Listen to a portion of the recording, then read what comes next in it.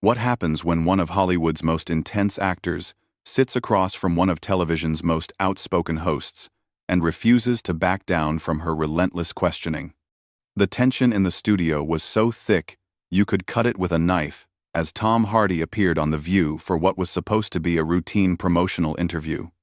But what started as casual banter quickly escalated into something nobody saw coming. Joy Behar, known for her sharp tongue and controversial takes, pushed the wrong buttons on the wrong day, and what followed was an explosive confrontation that left the entire panel speechless and ultimately drove one of the hosts to storm off set permanently. If you want to see how this incredible clash unfolded, make sure to hit that subscribe button and drop a comment below, because you're not going to believe what happened next. The atmosphere in the View studio felt different that morning. Tom Hardy had walked onto the set with his usual quiet intensity, wearing a simple black jacket and jeans, his piercing eyes scanning the panel of hosts as he settled into the guest chair. The audience applauded enthusiastically, clearly excited to see the acclaimed actor who had captivated audiences in films like Mad Max and Venom. Whoopi Goldberg offered the customary warm welcome. But there was something in Joy Behar's expression that suggested she had more than just promotional questions on her mind. "So, Tom, welcome to The View," Whoopi began with her characteristic smile. "We're so excited to have you here. You've got a new film coming out, and I know our audience is dying to hear about it." Hardy nodded politely, his voice carrying that distinctive gravelly tone. "Thanks for having me. Yeah, it's been quite a journey bringing this character to life." Joy Behar leaned forward slightly, already interrupting the flow. "Tom, before we get into all that movie stuff, I have to ask, you've made some pretty interesting political comments in the past. As someone with such a massive platform, don't you think celebrities should be more careful about influencing their fans?" The question hung in the air like a loaded gun. Hardy's expression didn't change, but there was a subtle shift in his posture, a tightening around his eyes that suggested he knew exactly where this was heading. "I think people are intelligent enough to form their own opinions," Hardy replied calmly. "I don't presume to tell anyone how to think or vote. I share my perspective when asked. Nothing more." Joy wasn't satisfied with that answer. "But come on, Tom. You have millions of followers. When you post something or make a statement, it carries weight. Don't you feel any responsibility for that influence?" "Responsibility to who exactly?" Hardy's voice remained level, but there was an edge creeping in. "To you? To the media? Or to the people who actually choose to follow what I do?" Sonny Hostin tried to jump in with a lighter question about his preparation methods for roles, but Joy wasn't finished. "I'm just saying, in today's climate, with everything that's happening politically and socially, maybe it would be better if entertainers just stuck to entertaining."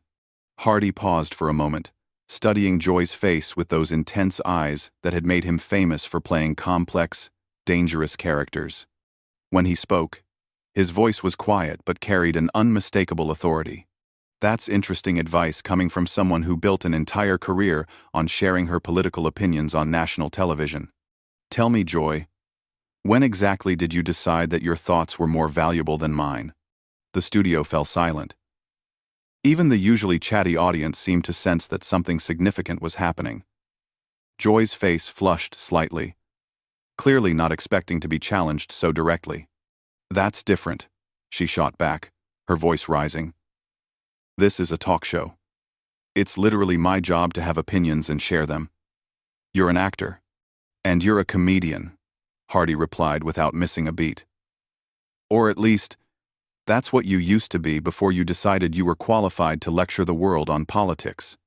At what point did telling jokes make you an expert on everything else?" Sarah Haynes looked uncomfortable, glancing between her co-hosts, as if unsure whether to intervene. Alyssa Farah Griffin shifted in her seat, clearly sensing the tension escalating beyond normal television banter. Joy's eyes narrowed. "I've been in this business for decades, Tom. I've interviewed presidents, world leaders, celebrities. I think I've earned the right to ask tough questions. Asking tough questions and being qualified to answer them are two very different things," Hardy responded, his tone still controlled, but with steel underneath. You can ask me anything you want, but don't expect me to pretend your opinions carry more weight than anyone else's just because you have a microphone. The camera caught every micro-expression, every subtle shift in body language. Hardy sat back slightly, completely composed, while Joy leaned forward, her face showing clear irritation at being challenged by someone she clearly expected to defer to her authority. You know what, Tom? I find it pretty arrogant that you think you can come on our show and lecture me about my job, Joy said, her voice getting sharper. We invited you here, as a courtesy, to promote your movie, not to be disrespected. Hardy's eyebrows raised slightly, and for the first time, a small smile played at the corners of his mouth. It wasn't a friendly smile. Disrespected? I answered your question honestly. If you can't handle someone disagreeing with you, maybe you're in the wrong line of work. This is supposed to be a conversation, isn't it? Or did I misunderstand the format? Whoopi tried to step in. Okay, let's maybe bring this back to... No, Whoopi, Joy interrupted, her voice now clearly agitated. I want to hear Tom explain why he thinks he can come on our show and act like this. Hardy tilted his head slightly, studying her with genuine curiosity. Act like what exactly? Like someone who has their own thoughts? Like someone who won't automatically agree with everything you say? I'm trying to understand what behavior you find so objectionable. You're being condescending and rude. Joy shot back.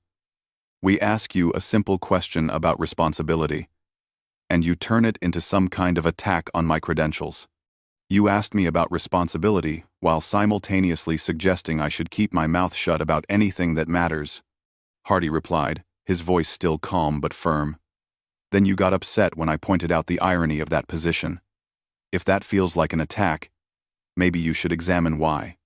The tension was building to something unprecedented in daytime television. Joy's face was getting redder, and her voice was rising with each exchange. Hardy, meanwhile, remained completely composed, which only seemed to infuriate her more. The other hosts exchanged worried glances as Joy's composure continued to unravel. What had started as her typical confrontational interview style was backfiring spectacularly against an opponent who refused to be intimidated. You know what your problem is, Tom? Joy said, pointing a finger at him. You think because you play tough guys in movies, you can come in here and push us around? Well, this isn't one of your action films. Hardy's expression remained unchanged, but there was something almost amused in his eyes now. I'm not pushing anyone around, Joy. I'm sitting in a chair, having a conversation. If you feel pushed around by someone simply disagreeing with you, that says more about you than it does about me. Don't psychoanalyze me, Joy snapped. I've been dealing with difficult guests longer than you've been famous. Difficult guests, Hardy repeated slowly, as if tasting the words. Is that what you call anyone who doesn't immediately bow to your authority? Because from where I'm sitting, the only person being difficult is the one who can't handle a basic conversation without losing her temper. Alyssa tried to intervene again. Maybe we should talk about Tom's new film. The action sequences look incredible and... No, Joy cut her off sharply, never taking her eyes off Hardy. I want to finish this conversation. Tom, you came on our show, which means you agreed to our format. We ask questions, you answer them. We don't need you turning this into some kind of philosophical debate. Hardy leaned forward slightly, his voice remaining steady. Your format seems to be asking loaded questions and then getting upset when someone doesn't give you the answer you want to hear. Is that really the best you can do after all these years in television? The audience was completely silent now, sensing they were witnessing something extraordinary. Even the cameramen seemed frozen, unsure whether they should keep rolling or cut away from what was becoming an increasingly uncomfortable confrontation. I don't have to sit here and take this from some actor who thinks he's smarter than everyone else, Joy said, her voice getting louder. You want to play games? Fine. Let's talk about your past, Tom. Let's talk about some of the things you've done that maybe your fans don't know about. For the first time, Hardy's expression shifted. Not to fear or concern, but to something colder, more dangerous. When he spoke, his voice was quieter than before, which somehow made it more menacing. Go ahead, Joy. Let's see what you think you know. Sarah Haynes looked like she wanted to disappear into her chair. Whoopi was clearly trying to figure out how to salvage the interview without making things worse. But Joy, driven by her wounded pride and anger, pressed forward. You've had your share of legal troubles, haven't you? Arrests. Run-ins with the law. Maybe before you lecture me about responsibility, you should look in the mirror. RBCE. RBCE. Hardy was quiet for a long moment, studying Joy with an intensity that made several people in the studio visibly uncomfortable. When he finally spoke, his voice was calm, but there was ice underneath. You're absolutely right, Joy. I've made mistakes in my past. I've been arrested. I've struggled with addiction. I've done things I'm not proud of. The difference is, I've acknowledged those mistakes, learned from them, and worked to become a better person. Can you say the same? What's that supposed to mean? Joy demanded. It means I've never hidden behind a television show to attack people who can't fight back. I've never used my platform to spread gossip and destruction while pretending to be morally superior. When I've hurt people, it was usually myself. Joy's face was now bright red. How dare you compare? How dare I what? Tell the truth? Hardy interrupted, his composure finally showing a crack of genuine anger. You want to bring up my past? Fine. Let's talk about your present. How many careers have you damaged with your loose tongue? How many people have you hurt with your need to always be right? Always be the center of attention? Sonny Hostin attempted to jump in. I think maybe we should take a commercial break. No. Hardy said firmly, never taking his eyes off Joy. She wanted to have this conversation. Let's have it. Joy, you've spent decades on television tearing people down, making cruel jokes at their expense, and hiding behind the excuse that it's just entertainment. At least when I played villains, everyone knew I was acting. Joy stood up abruptly, her chair scraping against the floor. I don't have to listen to this garbage from some washed-up actor who thinks he's better than everyone else. Hardy remained seated, completely calm now, which only highlighted Joy's loss of control. Washed up? Is that the best you can do? I thought you were supposed to be good at this. You think you're so clever, don't you? Joy shot back, pacing slightly behind her chair. Coming in here, with your little prepared speeches and your condescending attitude. Well, let me tell you something, Tom Hardy. I was on television when you were still nobody, and I'll be here long after people forget your name. Maybe, Hardy said with a slight shrug. But at least when people remember me, it won't be for being a bitter, mean-spirited person who used their platform to make the world a little bit worse every day. The studio erupted in gasps from the audience. Even some of the crew members looked shocked at the directness of Hardy's words. Joy stopped pacing and stared at him, her mouth slightly open. You can't, she stammered, clearly struggling to process what had just been said to her on live television. Hardy stood up slowly, straightening his jacket. I think I can. And I just did. You wanted to know about responsibility? Joy, here's some responsibility for you. Stop pretending that being on television for a long time makes you wise. Stop treating your guests like they're here for your entertainment. And maybe, just maybe, consider that the reason you're so angry all the time is because deep down, you know that all those years of spreading negativity have turned you into exactly the kind of person you claim to hate. Joy looked around at her co-hosts, clearly expecting support. But they all seemed frozen. Whoopi looked torn between ending the segment and letting it play out. The other hosts appeared to be in shock. This is unacceptable. Joy finally managed to say. Whoopi, are you going to let him talk to me like this on our own show? Before Whoopi could answer, Hardy turned to address her directly. Whoopi, you seem like a reasonable person. I have nothing but respect for you and the rest of your co-hosts. But I won't sit here and be lectured by someone who mistakes volume for wisdom and cruelty for courage. Joy's hands were actually shaking now, whether from anger or something else entirely. You think you can just come in here and destroy me? Is that what this is about? You want to be the big man who took down Joy Behar? Hardy turned back to her, and for a moment, his expression softened slightly. Joy, I don't want to destroy you. But I also won't pretend that your behavior is acceptable just because you've been getting away with it for years. Someone needed to tell you the truth, and apparently, everyone else has been too polite or too scared to do it. Joy stared at Hardy for what felt like an eternity, her chest rising and falling rapidly. The silence in the studio was deafening, broken only by the distant hum of cameras still rolling. When she finally spoke, her voice was different, quieter, but somehow more venomous. You know what, Tom? You think you're some kind of hero, sitting there so calm and collected while you tear me apart. But you're just another privileged actor who thinks the world owes him something. Hardy shook his head slowly. The world doesn't owe me anything, Joy.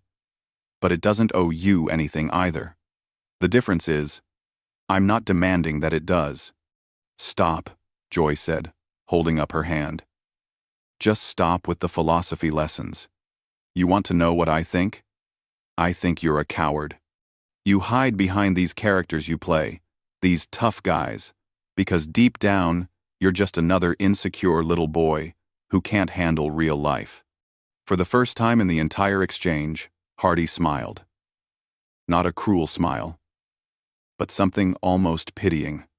Joy, you're standing there, red in the face, shaking with anger, because someone disagreed with you on your own show, and you're calling me insecure? I'm not shaking, Joy protested, even as her hands continued to tremble slightly. Look around you, Hardy said gently. Look at your co-hosts. Look at the audience. Everyone can see what's happening here.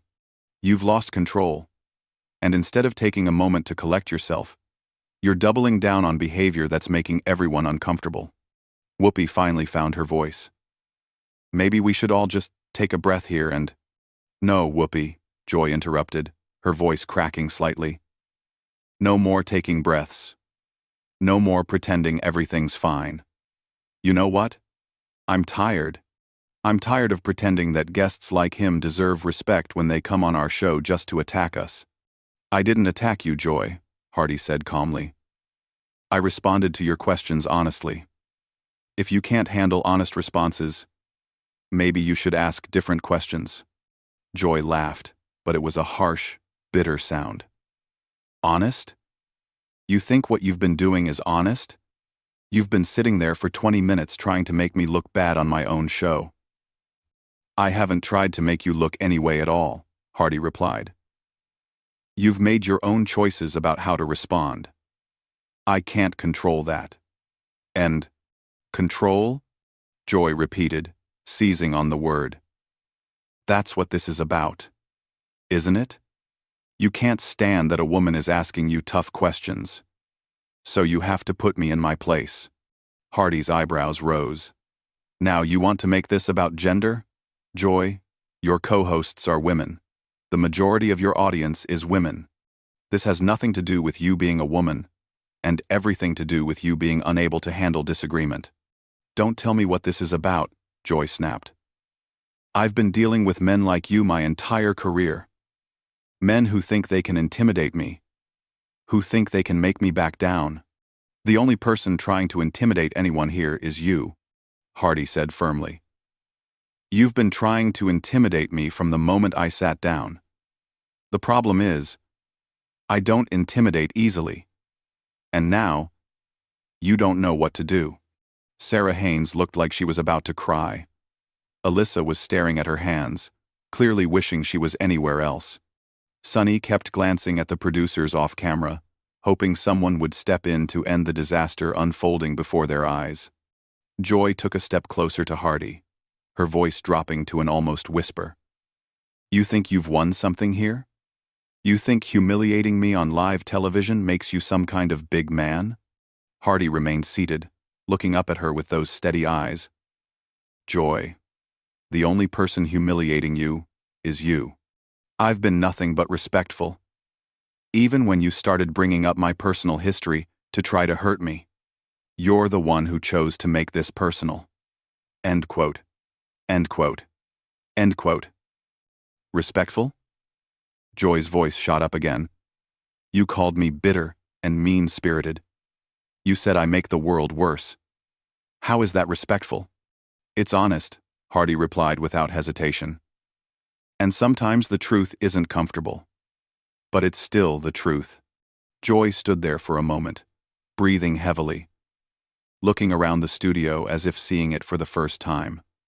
The audience was completely silent, watching what felt like a woman having a breakdown in real time. Her co-hosts looked helpless, unsure whether to comfort her or distance themselves from her behavior. You know what? Joy said suddenly, her voice eerily calm. You're right, Tom. You're absolutely right about one thing. I am tired. I'm tired of dealing with people like you. I'm tired of pretending to be polite to guests who come here just to attack me. I'm tired of this whole thing. She started walking toward the back of the set, leaving her co-hosts staring after her in confusion. Joy, where are you going? Whoopi called out.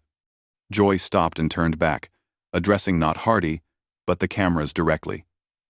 You want to know where I'm going? I'm going home. I'm done. I'm done with this show. I'm done with being disrespected by guests who think they're better than me. And I'm done pretending that any of this matters. The studio erupted in shocked murmurs from the audience. Sunny Hostin's mouth fell open. Alyssa looked like she was witnessing a train wreck in slow motion. Joy, you don't mean that, Sarah said, her voice barely audible. Oh, I absolutely mean it, Joy replied, pulling off her earpiece and dropping it on the floor. 30 years I've been doing this job. 30 years of dealing with difficult guests, ungrateful audiences, and network executives who think they know better. And for what? So some actor can come on here and tell me I'm a terrible person? Hardy finally stood up, his expression serious. Joy, I never said you were a terrible person. I said your behavior in this interview has been unprofessional. There's a difference. Is there? Joy shot back.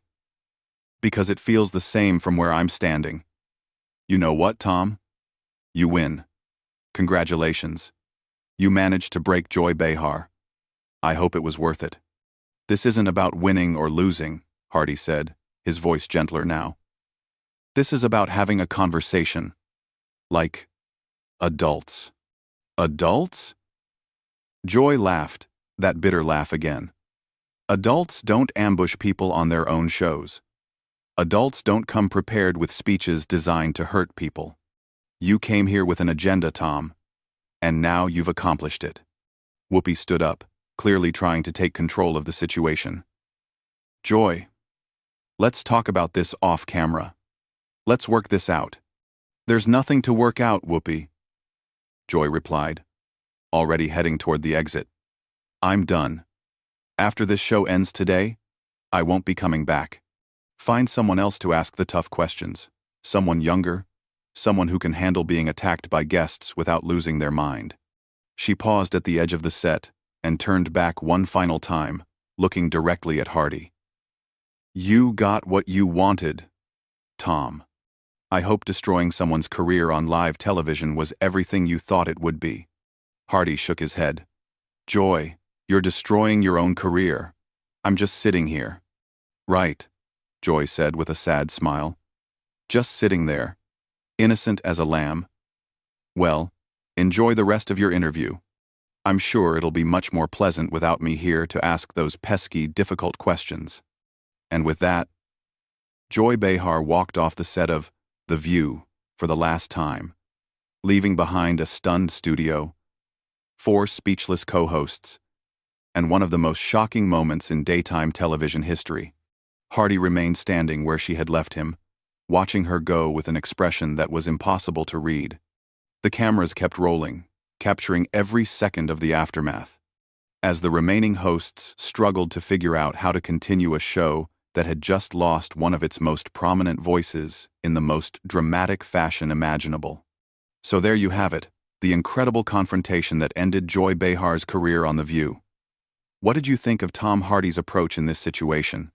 Was he justified in standing his ground, or did he go too far? Drop your thoughts in the comments below. And don't forget to subscribe for more unbelievable celebrity moments that you won't see anywhere else.